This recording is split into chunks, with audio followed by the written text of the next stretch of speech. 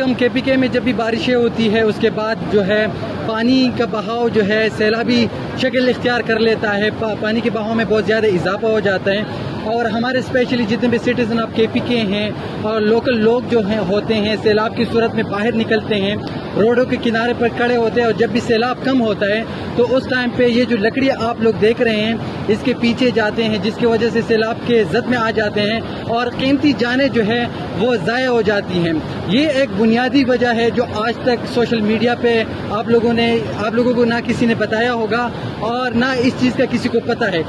KPK میں جتنے بھی سیلاب آتے ہیں اس میں جو قیمتی جانیں جاتی ہے اس کی بنیادی وجہ جو ہے یا یہ سلیپر ہیں یا یہ اس کو لکڑیاں کہا جاتا ہے، تو یہی ہے۔ میرے ساتھ اس وقت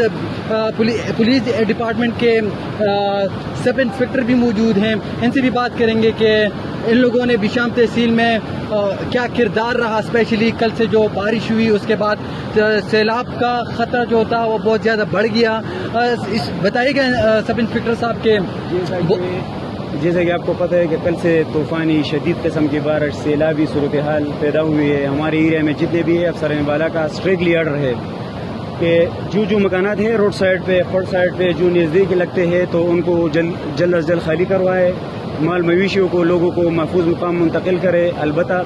جتنے بھی لوگ یہ لکڑیاں پکڑنے کے لیے مچھلی پکڑنے کے لیے دریا یا خڑ کا رخ کرتے ہیں تو ان کو دفعہ 144 لگی ہوئی ہے، دفعہ 144 کی خلاف ورزی پر ان کو حوالات میں ہم ڈالتے ہیں، اس کے خلاف کارروائی کرتے ہیں۔ باقاعدہ یہ افسران کا حکم ہے اور ہم یہاں پہ موجود ہیں، ہمارے سینئر جتنے بھی افسران ہیں موجود ہیں فیلڈ میں۔